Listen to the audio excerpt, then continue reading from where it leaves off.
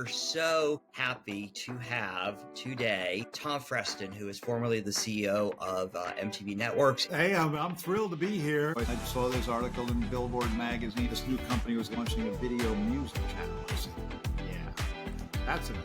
You could smoke in the office in those days, but people weren't really smoking weed. There used to be a little happy hours here and there. When I go downstairs, the door opens and I almost couldn't get out of the elevator. They start chanting my name. Tom, Tom, Tom.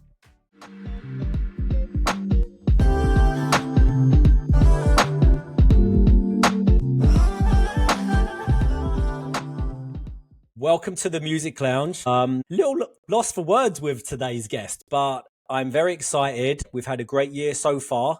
I think this really closes it out. Very, very excited. Perry, how are you today? You know what? I'm feeling the same way, Andrew. We've always said this would be the ultimate guest for the show, right? I mean, when we started, we were like, imagine if we get this person for a guest on the show. I didn't think it was possible. Yeah. I certainly didn't think so either, but we're so happy to have today Tom Freston, who is formerly the CEO of MTV Networks and CEO of Viacom. He has a new book out called Unplugged, and we're just gonna ask him some questions that we've always wanted to know about MTV. Yeah. Welcome to the Music Lounge, Tom. Welcome, Tom. Hey, I'm thrilled to be here. I'm flattered you say these nice things about me, but I may know less about what you're asking, particularly if you drill down too deep than you might know. But we'll give it a run. Yeah, always happy to talk about it. I think we are probably the only MTV podcast series out there that really focuses on our golden age, people that lived and breathed it. So yeah. And before we start, just remember, I wanted to remind people to like, share, review, and rate the podcast so that we can continue doing more episodes for you. You ready to jump into this, Tom? Let's go. All right. Yeah. So Unplugged covers your life pre-MTV, the launch of MTV, a bunch of stories about the early years, and your eventual rise to CEO of MTV Networks and Viacom. What made you want to write the book, and how long would it be if you told every story you wanted to tell? Well, the last thing I thought I'd ever want to do is write a memoir. I never crossed my mind. But then this pandemic thing came along, and I had this whole new commodity, which was I had time on my hands. So I thought, well, I like to write. Is there any way I could take all the far-flung pieces of my life and see if I could stitch them together into some kind of narrative that made some kind of sense? Someone said, yeah, do it for your kids, if nothing else, see if you can make sense of things. So I took a stab at it and got going, and Simon & Schuster wanted to do it. And I said, well, I don't want to do it on a deadline because I was very busy. So it took a few years in and out, and here it is. So now I'm out selling it. I didn't know I'd be selling it to the original MTV OG guys, but there's that website. I worked at MTV, and MTV was cool. I said now there's a bullseye of places to sell my book. Absolutely. Have you been getting good responses from there? Yeah, the responses have been great overall. I just noticed all the reviews I have for the audio book, which I did myself, and the book itself are all on Amazon, and they're all like 5 stars. So I'm happy, and I've had some reviews that are good. I mean, it's not a business book. I wanted to make it more of an adventure story because there's a lot of business books. People are always interested in a lot of the early MTV stuff, the origin story. A lot of that's been written about and published. So I figured in a lot of my years, because I did spend those 8 or 9 years in Afghanistan and India, which were close to my heart. Wanted to talk about that. Yeah, that actually prepared me for working at MTV.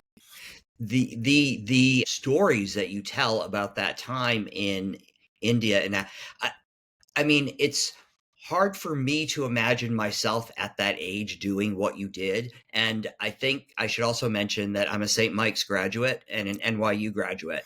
Well, we're the same guy. We are. So, but I didn't go to India and Afghanistan when I was right out of school. I know that the war was going on and all of that stuff. But I mean, to go from St. Michael's to India, Afghanistan, and all of those other countries that you talked about in the book, how did that happen? Well, when I left college, I went right to graduate school in New York City. I moved to New York City, Yep. and because I didn't want to get drafted. Someone said, "Hey, get an MBA." I hadn't even heard of an MBA. So I got to NYU Business School, which turned out to be a blessing. And it was a blessing to move into New York. And in 1967, I moved into New York City, and it was, cheap, exciting. I was already, the center of the counterculture. That's in San Francisco. So I got all kinds of sort of bohemian exposure. I got good business training. But when it was all over, I found out I didn't have to go into the service, and I took a year off, and I sort of bartended my way around Aspen and St. Thomas and the Virgin Islands and Martha's Vineyard. I had decided life would be more interesting off the side of the road if I didn't have a career plan than going right down the middle. Is this sort of like MTV? We were always off on the side of the road in terms of the television marketplace. I love when you're telling the story and you're meeting all these people in different places and how they then eventually come to have meaning in your life later as you're going through all of your other business ventures and stuff. I mean, it's so incredible that people keep popping up in the book. Yeah, there was a lot of that. I would just say how it happened to me, back then in the 60s and 70s, freedom was in the air.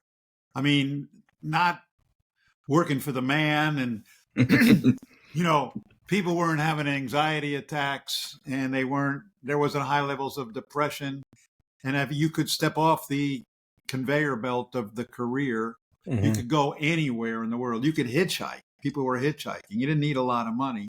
So I got a job when I got back at an ad agency. That was good training for a while, but I really didn't like it. Then they assigned me after G.I. Joe and mouthwash, Charmin toilet paper. That was a line I couldn't cross. They gave me all this. I learned more about toilet paper habits than anyone needed to know. But a girl called me up, an old girlfriend called me up from Paris and said, you can't sell toilet paper. Come with me. I'm going to go across the Sahara Desert. I was on a plane like 10 days later. Wow. Got a passport, got one of those Icelandic Air $165 good for a year tickets. And I was gone. We crossed the desert. We spent a couple months together, but I just kept going, and then ended up in India and Afghanistan, which really captured my imagination. So I started a business there. I wanted to live there. That was my main goal.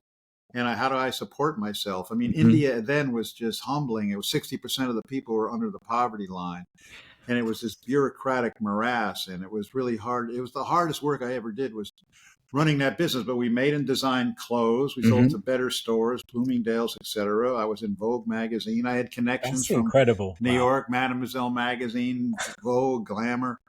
And it was a really successful business. I mean, all of a sudden, poof. I mean, I was a millionaire in my 20s, me and my partner. But then, we all got wiped out for various reasons, and I had to come back to New York. And I got wiped out. One of the reasons I got wiped, President Jimmy Carter put us out of business. I had a house in India and everything with embargoes and tariffs. See what you're seeing today. Yeah. Also, absolutely. You wake up one day saying, we're not going to allow any more imports in the country from India. And I was a shit out of luck. But yeah, it's heartbreaking to hear that part of the story. I know that there was maybe like a cash flow problem and things like that, but you had a great thing going, right? And you loved doing it, and you loved being there. It was the adventure that I really loved. I wasn't looking to be a big Garmento guy, but the adventure of it was all good. I was living in a weird place. It was edgy. And really it had to scramble. And there was fascinating people around. I traveled everywhere I could. I loved it. And then we just all, the Russians invaded Afghanistan. There was an embargo in India. So I come back with my tail between my legs, deep in debt now. And I get a job. People talk about luck. Timing is an important thing. Absolutely. What do I love? I love travel, and I love rock and roll. So I was going to try to find a job in an ascendant rock and roll business. And then I saw this article in Billboard magazine. It was an interview with a guy named John Lack. This new company was thinking of launching a video music channel. I said, yeah, that's an idea. And I got an interview, and they hired me. And I was ultimately part of a team of 6 or 7, along with John Sykes and Fred Seibert, to put MTV on the air back in 1981. So you were hired as head of marketing. Is that right? I was the head of marketing. Yeah, there was like 7 of us. And then John Sykes, he was my sidekick. We at one point we shared an office and we had call waiting. We had one phone. Right. And you remember call waiting where Yes, you'd of be on the course. phone and then you hear Yeah. a ding, ding, ding. Yeah. We were too cheap to get a second line. We had no money. And he was the head of promotion. He was great at it. But Right. I was the oldest guy. I was the only person. I was making more money than anybody. I was making $35,000 a year. Everybody else was making 30. But I didn't know that until later. How did you Because we come didn't up? talk about money. Right, Right. of course. Talk about coming up with "I Want My MTV" campaign. Well, that was because we were about to go out of business. First of all, we launched. All right. We all thought this is the greatest idea in the world, but everywhere we turned, people were saying, no, this is a bad idea. The record companies didn't want to give us music videos, which were, by the way, at that point in time, pretty unknown quantity Mhm. in the U.S. The advertiser said, no one's going to watch this channel. I mean, we're not going to advertise on it. And the cable operators are saying, you want 10 cents a month to put this on cable? Cable was just really starting. I mean, Yep. It was ESPN and USA Network and CNN. We were all kind of the first tier of cable networks. They didn't. But I did know because when we started, cable mostly was in the Midwest because I was the marketing guy. John and I would go out to like Tulsa or Des Moines or Wichita, and we would see. I remember going into a bar, and people. None of us who worked at MTV ever got it. No one ever saw it. It was like an abstraction. We would make this stuff, and but out there you have 100,000 homes in Tulsa. The rent-a-car person wanted to rip the button off my jacket. They go, "Where's MTV?" I go, "You've heard of MTV?" And they go, "God, MTV! Wow. Like that's unbelievable." We got it. We got cable in my town. I grew up in Massachusetts I think it was the fall of 82, or at least MTV we got. And I mean, to a bunch of 17 and 18-year-olds, it was the best thing in the world. I mean, I actually couldn't watch it in my house. My parents wouldn't allow it, but I had a friend whose parents were a little less strict, and we would just watch it for hours. And we couldn't believe that, like, every music artist that we knew and loved, we were getting to see them, and that we were discovering new music on there too, like bands like a Duran Duran or something that I probably would have never heard on Top 40 radio had they not gotten big on MTV. Yeah, I mean, people forget now, but when it came out, it wasn't like we were a flying car or something, but it was a revolutionary look. Mm-hmm. People had never seen that form of editing, sort of non-narrative television, and they had never really seen music video, this whole new visual style. So, and people were transfixed by it. I mean, I remember the first time this guy from a radio station in Tulsa, he took us to a bar. He said, "I want you to see this." Because he was saying, "Oh, you wouldn't believe all the things people are calling up and requesting now. Duran Duran and all these acts they were seeing on TV. They wanted to hear them on the radio." I go into a bar and it's just packed. Everyone's standing around watching a TV set like it was an NFL game or something. And they're all watching MTV. Wow. This whole bar room. And I remember started shivering. I'm thinking, I said, "John, this worked. It's working." So is your...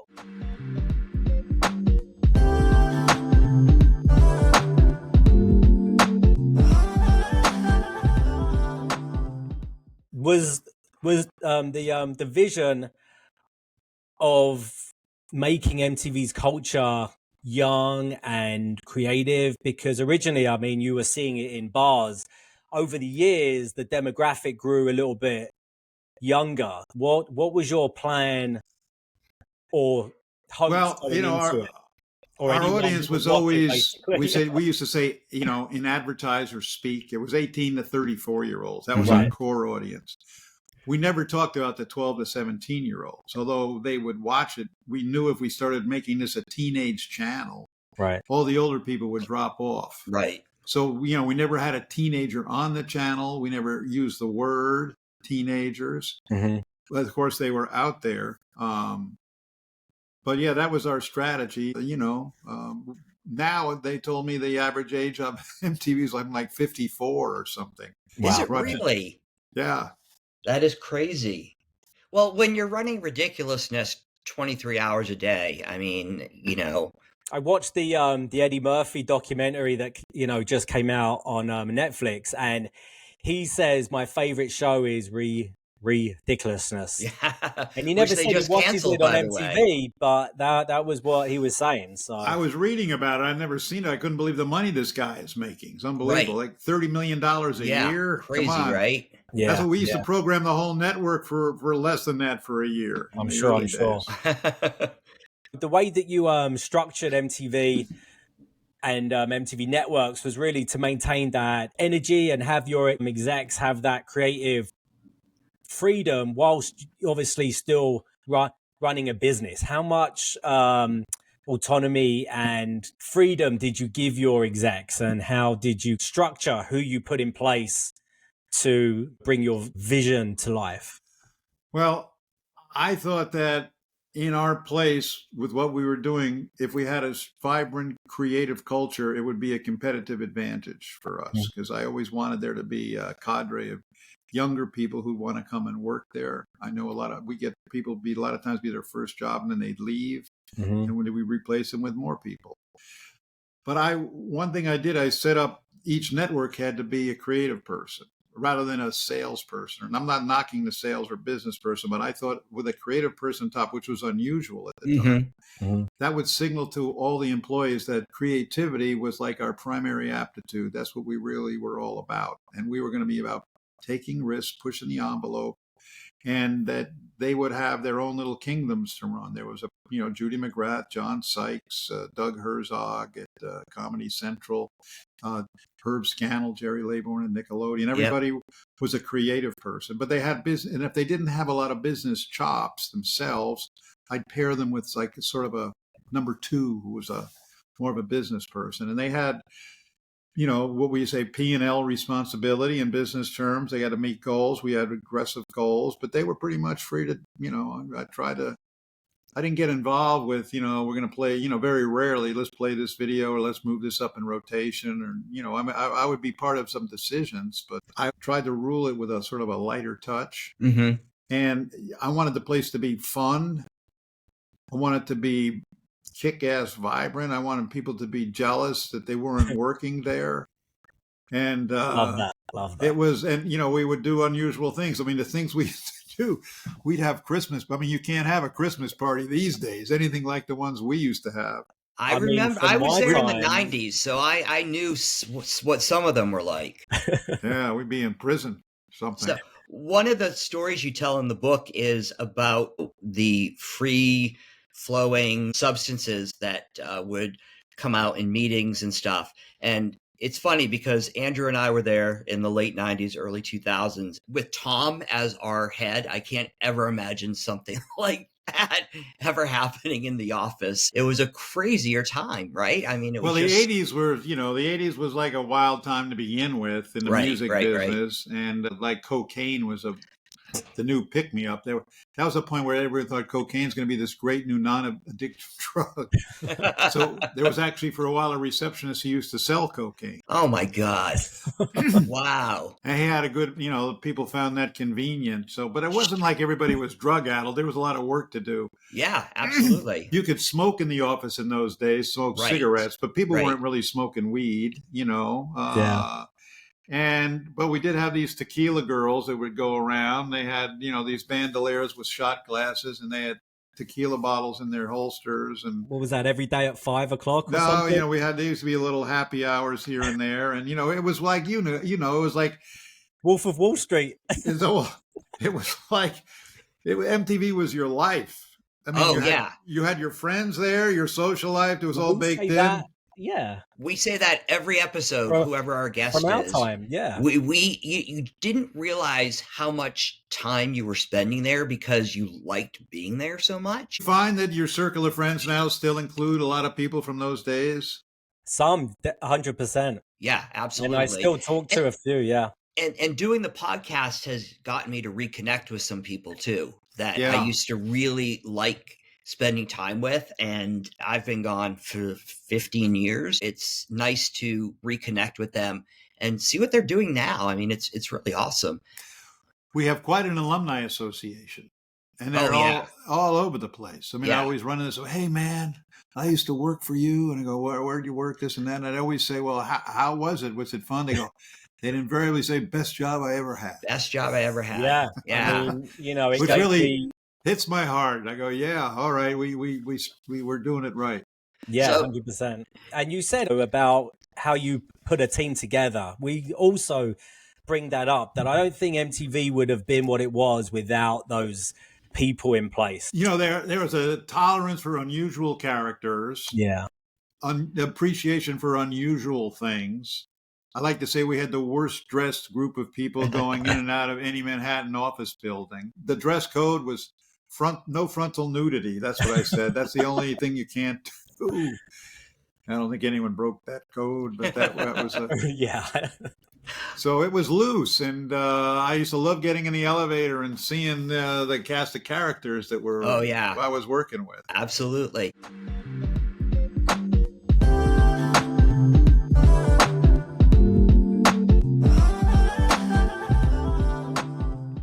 I just want to ask about the record labels. Having that relationship obviously was crucial to the channel. It would be no channel without that relationship. How involved were you in managing the relationships with the labels, managers, artists? And were there any moments where you had to kind of step in to smooth over a conflict or secure something for the network that was absolutely needed? Yeah, I mean, because we became so important in their lives. They had whole departments, as you know, that were set up just to deal with us. Yep. And, you know, we could make or break people. There was a lot of power. You know, at some points in time, we would abuse it. We could be arrogant. That used to really bug me. I wanted us to be humble and, you know, make it sort of a two-way street as much as possible. Do a favor here or there if you have to get something else. But don't be, you know, they're going to be predisposed to hate us. And as we got more powerful, they're going to hate us even more, or not hate us, because there were good relationships with a lot of the promo people who were really, you know, they loved the music and everything, but it would be resentful because we had a bigger business than they did. And they felt we were building a business on their back. But I had relationships with all the label heads. I had relationships with all the key promo people. I liked them the most of all the kinds of people I had to deal with because they were clever and smart and fun, and they loved the music. You know, that when you really got down to it. But there would be rows like, you know, David Geffen would call. He'd say, we got this new group, Guns N' Roses. We have made this great video, and you guys didn't want to play it. And we're really banking on this being a big act. And David had a good touch, and he was a powerful guy in the business. He was smart. So I said, hey, I haven't seen it. Take a look at the video. It was Welcome to the Jungle. Yeah. And I looked at it, I said, well, Jesus Christ, that looks that looks good to me.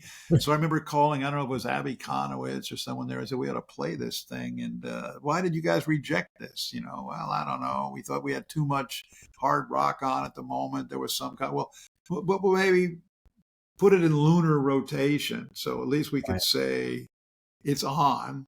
And then they would call back and go, yeah, you're running at 3 a.m. and our lines light up and we're selling records. And then they go on to sell like 15 million copies of that record. So there would be times when if people got a bad answer from whoever was running John Kennelly or Krim or Abby or any of those guys, you know, they would sometimes call me. I'm like a Supreme Court, they thought. Right. Yeah. Or the Court of Appeals.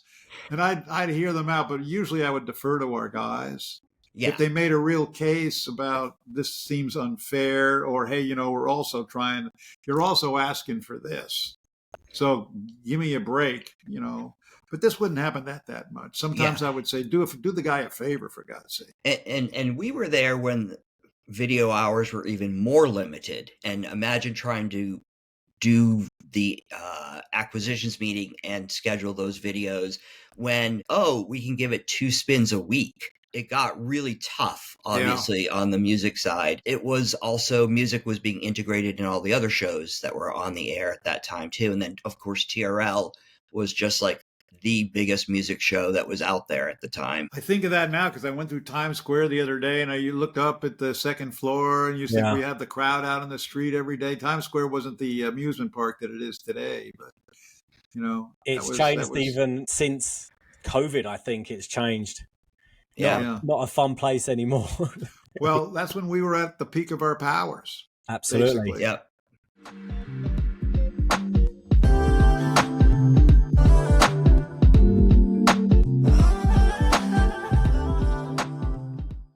A lot of stories that you tell in your book are just legendary. Some we haven't really heard before. Is there one that you can share during your time at MTV where you were like, this is so beyond anything I've ever seen. No one's going to believe it. Well, I remember Live Aid, because when we went, when we finally got the distribution with I Want My MTV, we still, weren't hitting a big audience, but we had our fans. And then Live Aid, Bob Geldof came in and he was trying to sell Live Aid. We're going to do these 2 shows in Wembley and Philadelphia. And ABC had said, well, we'll do a 3-hour sort of telescope best of thing. Mm-hmm. Yep. And we said, well, we'll run 15 hours. I mean, we got nothing else to do. We'll just do it all. Let us do it all. So I remember going down there with Bob Friedman, who we drove a car down. We rented a car, went down to Philly, and we get there, and the guy who had our laminates and everything, we couldn't find him, couldn't get our credentials. And meanwhile, our setup was on the stage, right to the left of the stage. And so there was no cell phones then. Right. And there's like 100,000 people around. But Bob's a crafty guy. We figured out a way. We jumped the fence in the artist enclosure. Can you imagine you could even do that? No way. And we land right. I remember landing in the dirt, and I look up, and there's like a trailer that says Bob Dylan, and then next door is like Tom Petty and the Beach Boys. It's like you're in the Rock and Roll Hall of Fame trailer park.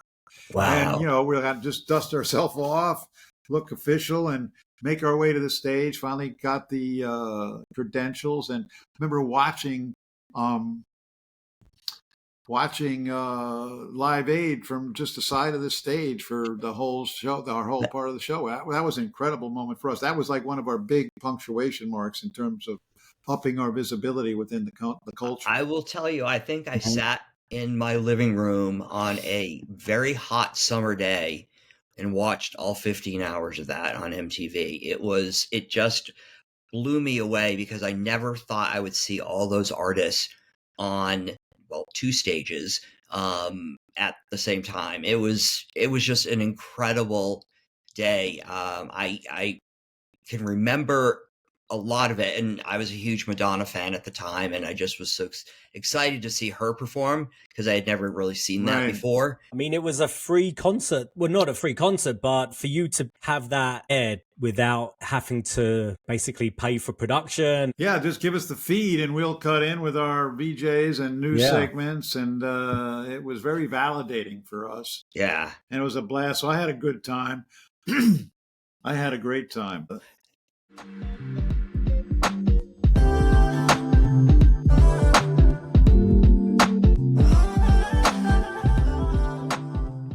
MTV went through some major evolutions from the time they were playing 24/7 music videos to adding some programming in there to more reality focused. As one of the founders, how involved were you in those strategic shifts, and were you championing them, hesitant, or just stepping back and letting your program exec sort of drive those changes? I was involved in any of the big shifts. I mean, at one point, and it's in the book, those of you who want to buy the book. But after we were on the air, I don't know, 5 or 6 years. I mean, the novelty of music videos began to wear thin. Mm-hmm. The music scene was a little less than it might have been before. And we figured, we're just totally reliant on music videos. And a new thing had come along that was the biggest disruptor of all, which was the remote control. People forget. They keep thinking, the internet came along. No, the first thing that came along was a remote. So all of a sudden, I don't want to see that video. I'm gone. So our ratings were softening a bit. And, we were still paranoid. We had a bit of the imposter syndrome. Maybe we're just a fad. So it was, how do we make MTV a bigger place, a more compelling place? How do we keep people to stick around longer? So we had some SWAT teams, as we call them. And we come up with this idea of, we could probably take 10% of our hours, like 16 hours a week, and we could devote it to not so much music, but to some of the stuff that music's about in the popular culture, fashion, movies, politics in the end, music news. So we went out. Doug Herzog went out. We hired Kurt Loder. We brought in Chris Conley to do the big picture. We brought in Cindy Crawford to do the House of Style. Every time we put one of these things on the air, ratings sort of went through the roof. So we kind of kept it that we would, we're still about music. That's our first name, but we could be these other things. We point out that, like, look at Rolling Stone, when music is kind of in a soft phase, they put comedians on the cover of the magazine. Yeah. Their biggest writer of all was Hunter Thompson, who never wrote a word about music. So maybe we could be a bigger place, be a little more stable, and, have a little more control over what kind of programming we're going to run if we took that route. And then we would add more events, like the movie awards. That kind of came out of nowhere. And then we would go to things like spring break. Let's get out of the studio. And then we realized, well, hey, the audience, they like to see themselves on the channel, which led us eventually to something about like the real world, how young people like seeing other young people do crazy things or just do something, get some cues. Because, you're 18 to 24, you're wondering, what are other people my age? What are they wearing? What are they thinking? How do they act?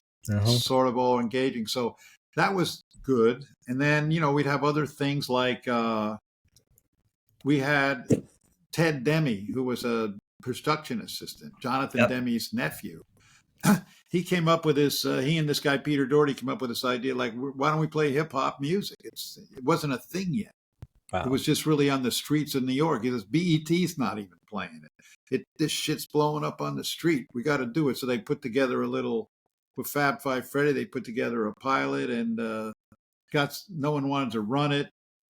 And then finally, Jarl Moan, they ran it. It turned out to be like one of the highest rated music hours ever. So that brought us into a whole new world. Yeah. With a whole new cast of characters.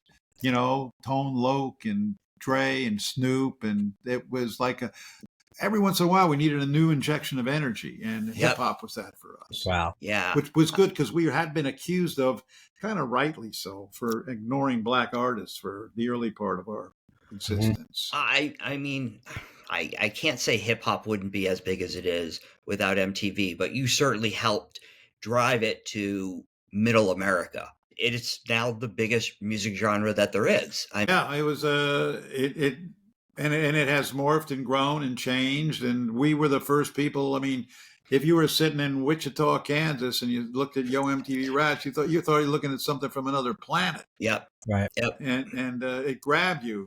People took to it instantly. It was sort of like Elvis Presley and rock and roll in 1957. Right. Yeah, you talked about that in the book, actually.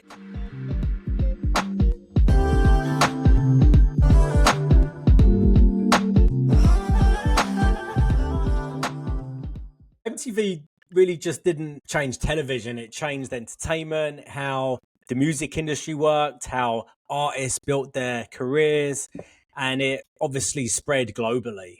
When you were in the thick of it, did you ever take a step back and realize what a cultural impact that you were changing? Or was it just really the day-to-day challenges of running a company and always focusing on a bigger picture? That's a really good question.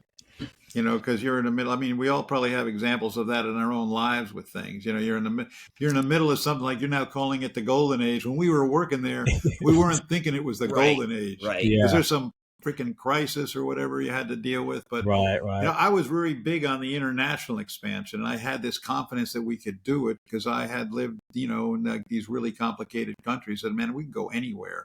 And in the late 80s, all these foreign countries began to liberalize and have cable and satellite, and I wanted us to be the first. So we were the first international network. That, to me, sometimes that's something I could stand back and look at, like particularly after we launched in Asia. We had these channels in India, which really was close to my heart, and then in Argentina and Mexico, I would stand back and go, wow, man, we're like the first international television network. And, and it wasn't like we were just pumping out the American feed. Right, we had all our local versions in local languages with local musicians. And that was like the most fun thing for me.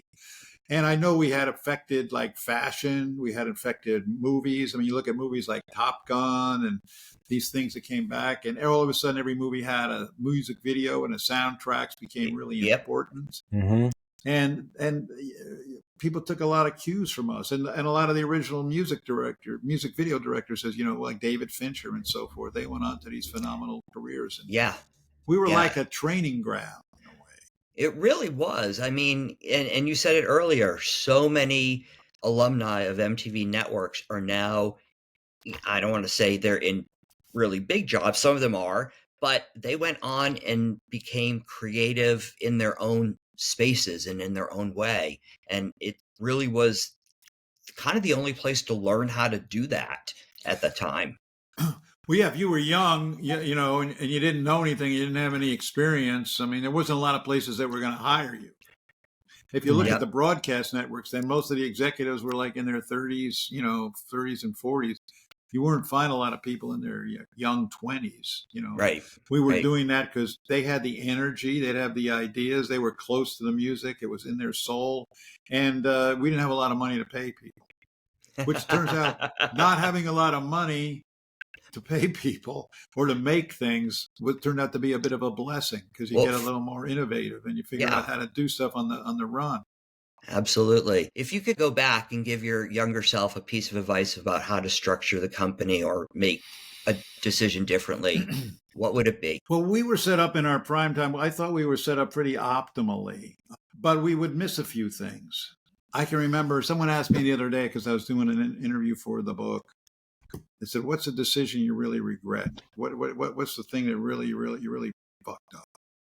So there used to be this guy, Bob Krasnow, who ran Elektra Asylum. He was a wild man, record guy, the kind of guy that doesn't exist anymore. But he had great, he had the Georgia Satellites, he had the Gypsy Kings, he had, so many acts, the Cars and so forth.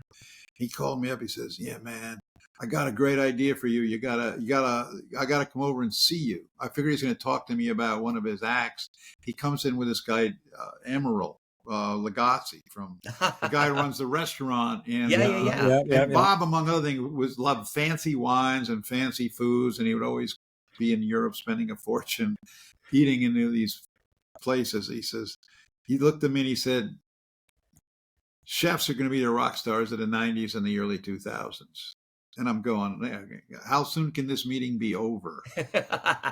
I'm so far into what we're doing, I didn't see what he was talking about. Like, look at Emerald here. He's got this restaurant in New Orleans, and people come there, and there's this whole new thing about food and cool food and things you can do that no one else is doing. And at the end of the day, and you can make it really cheap and you could own it. And I took a pass on it. And then, we could have had the Food Channel in our little stable.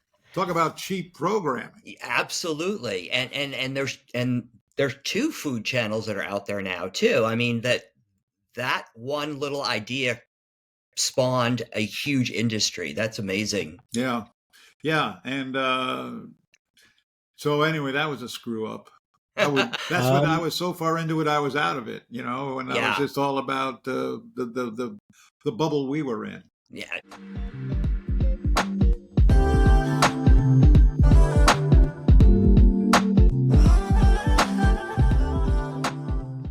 Not to put you on the spot, we think a lot about, and you've talked about your last day at MTV, walking through the lobby, filled with Viacom employees applauding and cheering as you left the building. That was like one of my most memorable days of my life. I mean, I had been in the company 26 years. Yeah.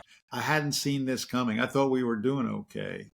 And I got fired, so Sumner could put his estate lawyer in charge. Yeah. But I was surprised and humiliated by all this. And I was like, oh, fuck. I'd only been fired really once before, when I was a bartender in the Caribbean. So I just was on, and I kind of snuck back, because it happened in California. I snuck back, and I was cleaning out my office. I had one of those banker boxes, like you see people now leaving the State Department and everything. Got a few photos and things in there. I actually had a little chainsaw that Anthrax had sent me years earlier. Because I'm trying to think, I'm looking around my office, what can I take that's valuable? I didn't take one piece of paper. Right. So I took a few my photos and everything. And I was saying, I'm just going to sneak out of here. I'm so humiliated. I don't want anyone to see me. If I could just sneak out of here, get a taxi, and say goodbye. So when I go downstairs, the door opens and I almost couldn't get out of the elevator. I figured it must be a fire drill at 15:15 or something. Right. Then I find out they start chanting my name. And there's like, the CNBC said over 1,000 people there. It was, I was I there, remember. and it was, Yeah, I was there. it Yeah. was amazing to be a part of, not the fact that you were leaving, but just the fact that so many people took the time to express to you what they were feeling about you leaving the company. I had no personal relationship with you at all, but I felt like this We is were all the family. guy. This is my Yeah. guy. And I'm so upset that this is happening. Well, I had no idea about all of that. You know, it's like, you know, you don't know what people really think about it. I didn't know how it was held in such high regard. But it was like a really clarifying moment for me to say, "My God!" And this is not a typical CEO exit where guys running out the door, people are chasing him, Right. you fucker. Yeah. But I all of a sudden I kind of froze and I looked around. I saw these faces. I mean, it was like it was, and everyone's chanting your name, and I'm going, "Why? This is for me." It's like I won the Super Bowl or something. So everything seemed to be in slow motion. I would see people I knew, people would grasp out. It was like, what a moment. And someone actually had a video of it. Wow. Sent me, they took with their phone, you know, in 2006, there were still some phones you could take video on. Yeah. But I left there in a whole different mindset than I would have if there hadn't been a flash mob. Because Right. I would have still thought I was disgraced. Part of me had the imposter syndrome. Oh, yeah, absolutely. When you have a job and you think, oh man, I'm not worthy of this job. I mean, the mask's been ripped off. I've been exposed. I'm a loser. I'm not really that person. So you kind of have a bit of that. And then getting fired is sort of a validation of that. And then when I go downstairs and no, these people actually love me. They love me. And I was like, wow. So I went down the street and I flagged down a taxi. I threw my chainsaw in the taxi and I look around. They're in the, I used to get on the escalator to get to the street level. There's people in the street. They're still saying, Tom, Tom, Tom. And I said, wow, this is a real punctuation mark in my life. I mean, think that would happen for anyone else. It's funny. We talk about like how there was crowds for TRL in Times Square. You were like a rock star. I mean, that's what people were reacting to because you were such a rock star in that building that everyone just wanted you to know what they were feeling at that time. Well, I never knew that until then. And then I'm thinking, well, I'm a rock star for an afternoon, and that was enough for me. I teared up, got in a taxi. It was like I remember rolling by those Broadway theaters and thinking, wow, man, this is like I'm never going to go back in there again. Probably. Yeah. Not, Have you ever been back in the building? I went back once a few years later and had changed a lot in the lobby. And the guy sees me and he goes, hey, Tom, how you doing? It's one of the old guys who used to be down below. And he goes, Security, yeah. It's good to see you. What are you doing here? I'm seeing somebody. I'm seeing Judy McGrath or somebody. He goes, okay, going upstairs. Because now you have to check IDs and everything. Right. We never had to do that in the old days. It was just wide open, man. Just come in. It was like a cattle call. Then he says to me, Tom, he says, okay, I got to see your ID. I mean, you got to see my ID. You already know who I am. We work together, pal. And I'm thinking, wow, has it become that bureaucratic that people can't take a chance? Yeah. To let the former CEO in the building without seeing his driver's license? That really threw me. That's crazy. Wow. Hey, you mentioned Judy. Can you talk a little bit about like how she got brought into the company, because she was the CEO for a good chunk of the time that we were there, CEO of MTV and VH1. And everyone loved her. Just talk a little bit about like how you sort of discovered her and brought her in. Well, I loved her. I mean, Judy's easy to love. We're still really close. I see her all the time. She came in like a little after me. She had been working at Condé Nast. She had grown to Scranton, Pennsylvania, and they hired a Condé Nast to work at Glamour magazine, I think. She was doing Advice to the Lovelorn, something like that. And then someone said, well, you ought to come over to this new place. We're starting this music channel. So she told the people at Condé Nast, this really connected with her. I'm quitting. I'm going to go over there and started this music video network. And everyone says, "What are you joking? It's cable TV. That's like for losers. We're a Condé Nast, you know." But she went, and she was probably the greatest talent magnet we ever had. I mean, Doug had that, and John Sykes and other people could do it. I mean, even there was talent magnets in the sales department. Yeah. But Judy had an appreciation of the unusual, and like that whole on-air promotion department, would crank out the weirdest shit imaginable. That really gave MTV its sort of personality, because in the early days, we didn't want to, we wanted, even though we were midtown, we wanted to kind of have that downtown sensibility, like we were part of some underground movement, that was kind of cool. And she got that, and she would attract these great people. And I remember she would give me advice, and she goes, one of the things she told me, I always remember, always hire the aberrant ones. You're not going to find a lot of creative directors saying that. Just find people who are really aberrant, they're off somewhere in the ozone, and there's where good ideas are going to come from.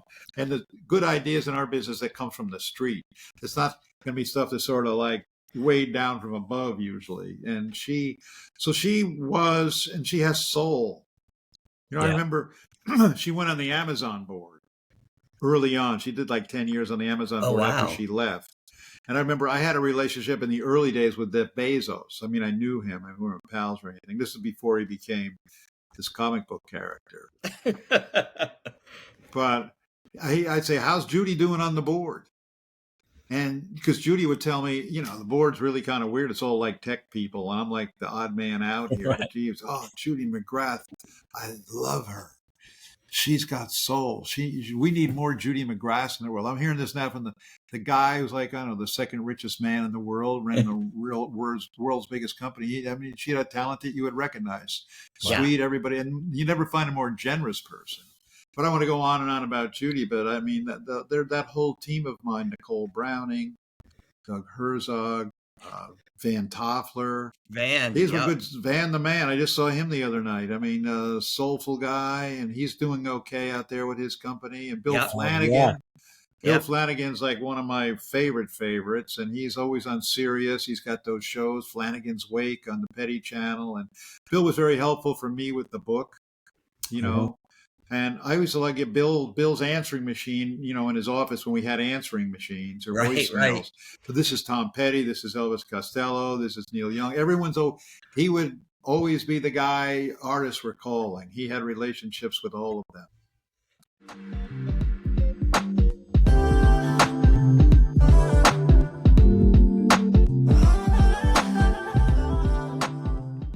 The One campaign, which you work with, fights for a global equality. How did you get involved, and what are a couple of the current projects or successes that you've got going on? Well, I had built up a relationship over the years with Bono. Yep. They'd taken me out, and I went on a couple of the Zoo TV tour. They'd hired about Mark Pellington and some of our people on that in Europe, and I just was always wowed by U2. So I became close with Bono, who was like an extraordinary individual. And then at one point he started...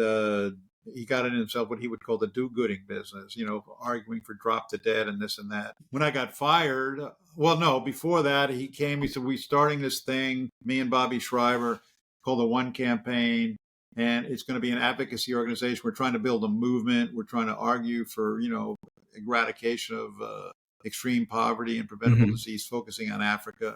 So we made some PSAs. Would you run them? Yeah, all right, sure. So like in a couple of weeks, they got like 1 million members. They were really grateful for that. Wow. And then they started a thing called Product Red. And anyway, when I got fired, he was the first guy to call me. I was in LA, and he called me like, 6:30 in the morning. He says, I got to, count your blessings that you got fired, dude. And this is Liberation Day for you. And I got just the thing for you to do. I want you to come in and run this thing we have called RED, which is like the private sector arm of the One Campaign, raise money for, antiretroviral drugs. I'm going, hey, Bono, I just got fired. I don't even know I thought maybe it's a dream. Maybe I didn't get fired. He said, no, man, you're a free man. And he goes, so then I said, I can't make any decisions right now. I don't, I'm just getting my bearings. So then he has Steve Jobs calls me like 10 minutes later. And then Bill Gates calls me. They're all lobbying me to take this job of a thing I don't even know anything about. And, I was not about to take the job. But then a few months later, when I had kind of settled out, Paul McGinnis, their manager, called me and said, you got to come over to Ez, spend the weekend. I'd love to see you. And then, says, Bono's got these do-gooder organizations. They're kind of running off the rails a little bit. The rest of the band's a little unhappy. We still are a rock band. We got to make music. So maybe you can help out. So Bono kind of romanced me, and I agreed for 3 months I'd look at all his various do-gooder organizations and see if they could be better organized and so forth. So I did that, and then at the end he says, that's good. Let's do all those things, but maybe you can become the board chair. So I became the board chair. I've been the board chair. We had a board meeting today. Wow. I've been doing this for 18 years, and it's tough these days. I mean, we've had a lot of successes along with other people. We've swung billions of dollars in to do smart things in Africa, and build up things like Smart A, but now increasingly helping Africans help themselves. So it's very gratifying work, and I knew all about extreme poverty because I lived in India in sort of what were the nightmare years in Afghanistan. I mean, it was like you'd see the craziest things. It's all about injustice. I mean, why are you? Because you're born here, you're going to have this horrible life. So it's been gratifying for me. It's been a large part of what I've done since I left the company almost 20 years ago. And it's interesting because when I went around and did all my research, I met all these young people. They reminded me of all the young people at MTV Networks. But these were not the young entertainment industry people, young music freaks. These were young activists who really thought they were going to change the world and, fix injustices and so forth. So once again, I'm an older guy living with younger people, which is fine with me. Well, it's going to be energizing for you, right? Of course. I mean, that passion has to rub off on you, I would think. Yeah. I mean, I would always, it keeps your spirit young, and that's what I like. And, it's doing stuff that's creative on another level and making a difference. Yeah. Hey, before we let you go, I did want to ask, was there one or two artists in your career that nobody had known about prior to either seeing a video or you seeing them live or hearing their music that you thought after seeing them live, hearing their music or seeing their video, you just knew in your gut that this was going to be a superstar act? Guns N' Roses.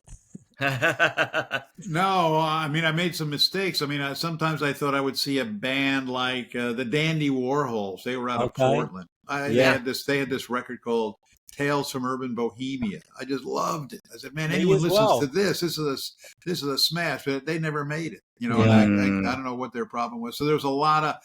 I mean, we all have bands we really believe in or actually believe in. Did you ever try and champion Oasis in the States? Yeah, Oasis never made it. So well, who do I know who became that I know would become really big? That's a good question. I gotta go through the files of my head here. There was a lot of people I hoped would make it really big. Yeah, but Beyonce. Beyonce. What was it? Was Destiny's Child seemed to be an act that you thought they had a lot of things going for them and that would do it. REM. Because they had meager beginnings, and I'm always a sucker for that sort of alternative rock world, college radio sort of hits. So that would be a good example for me. They became big, and then they just stopped. It was like funny, they just stopped. Well, Mike Mills left the group, and then they tried to go on as a threesome, but I guess it just didn't. I mean, Michael Stipe's involved with so many other things now too. I mean, still relevant. So, but I still listen to REM all the time. So, I mean, they'll never go out of style for me. Yeah.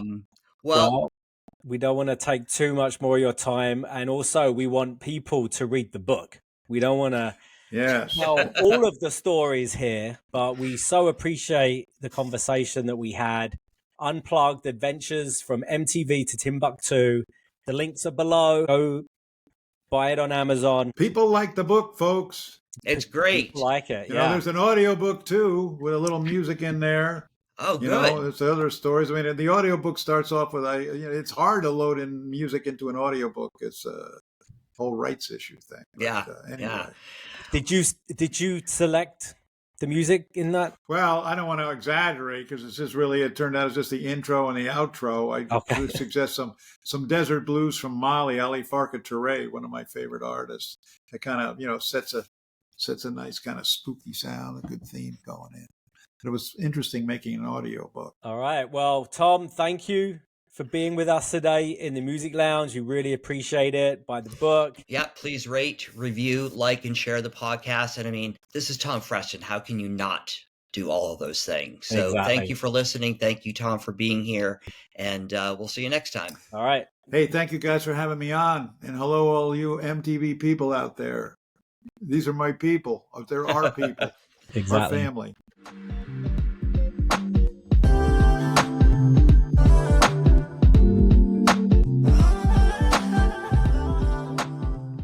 Thank you for joining us today in the Music Lounge. And tune in next week to hear more stories about your favorite era of MTV.